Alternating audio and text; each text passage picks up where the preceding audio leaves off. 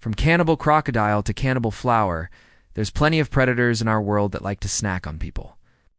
But when it comes to man-eating monsters, the ocean is easily one of the most terrifying places you can find yourself in.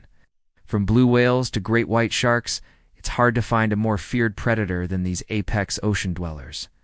That's why today we be looking at one of the scariest creatures you could ever come across if you in the water, the cannibal flower. This monstrosity is actually known by a few different names, including sea grapes, Spanish dancers, and even the ocean's most poisonous plant. Oh. But we'll get to why this nickname is so accurate soon. This species of cannibalistic flower lives in the warm tropical waters of the Pacific Ocean, and it grows in giant fields that can stretch for miles.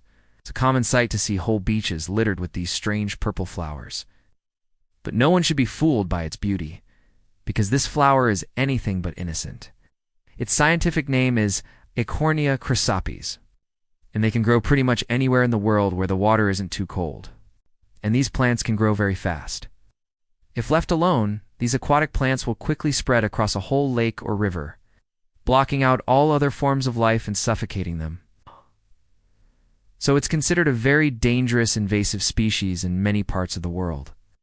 But while this monster might not prey on humans directly, it's still one of the most deadly man-eaters in the world. And that's all because of the small details of how this flower works.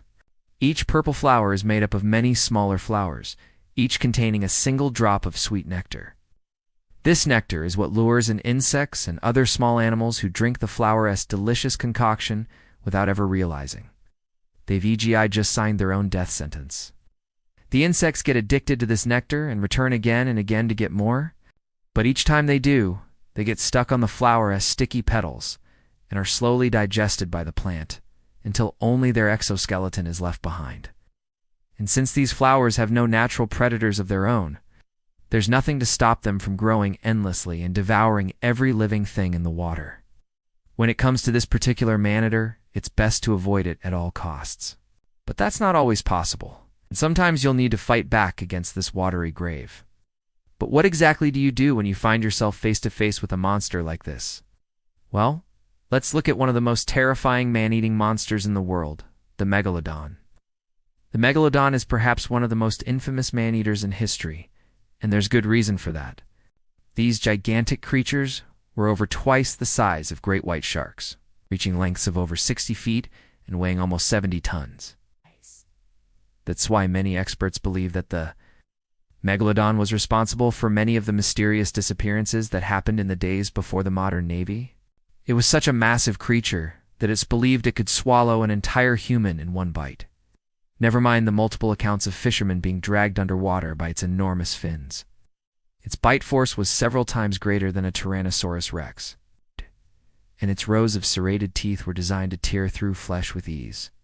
And while most people believe that this prehistoric shark went extinct about 2 million years ago, recent evidence has shown that it may have died out far more recently. Some experts believe it may have been wiped out as recently as 40,000 years ago, which would mean that humans and megalodons may have overlapped for far longer than we thought. That's why some experts believe that myths about sea monsters like the Kraken and the Lasca may have actually been inspired by real-life encounters with megalodons. But whether they died out 2 million years ago or 200 years ago, one thing is for sure: the megalodon is one of the greatest man-eaters that ever lived. And while there's no way a human could take one down in a fight, there are ways to survive an encounter with a megalodon. The best advice given by experts is to aim for the eyes. Since the megalodon was such a huge creature, it would likely take quite a few hits to bring it down. But its eyes were probably its weakest spot. If you could somehow get close enough, gouging out its eyes would make it disoriented and hopefully less aggressive. From there, you could try to stab it with something like a harpoon, though you'd need to make sure to aim for vital organs. But unless you have a giant net to trap it or a few thousand years of advanced technology to help you out, your best bet is simply to stay away from the megalodon and hope it swims off to hunt another day. But for this last man-eating monster, that's not always an option, because this next monster doesn't just eat people, it actively hunts us, and it's intelligent enough to stalk and ambush its prey. It's the G1, the deadliest creature on the planet. The GI is the largest species of jellyfish in the world, and it is estimated that its tentacles can reach lengths of over 100 feet. It lives in a single polyp colony connected to a central trunk and is capable of catching prey with its stinging cells.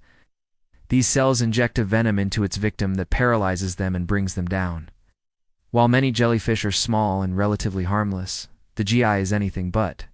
Its sting is so powerful that it can kill you within minutes, which is why it's no surprise that it's the most deadly creature on the planet.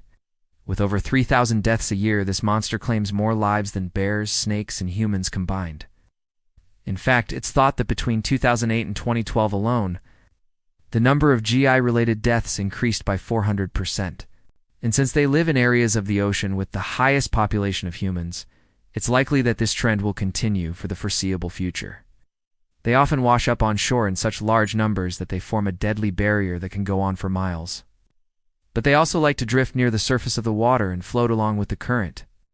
That means that anyone swimming or boating in these areas are in grave danger and could be killed in a matter of seconds. That's why anyone who finds themselves in the unlucky position of being stung by this creature need to immediately head for shore and lay down in the sun. That might sound counterintuitive, but being stung by a jellyfish is worse than being bitten by a shark or a crocodile. And if you're not careful, you could end up dead in the water. Jellyfish stings don't bleed like a shark bite or a crocodile bite, so it's easy to panic and start thrashing around. But doing that will only agitate the unfired cells and make the sting worse. Jellyfish stings are the only kind of wound that needs to be treated with vinegar, so make sure you find someone who can help you as soon as possible. Now check out terrifying things found deep in the ocean that will make you never want to swim again. Or click this other video instead.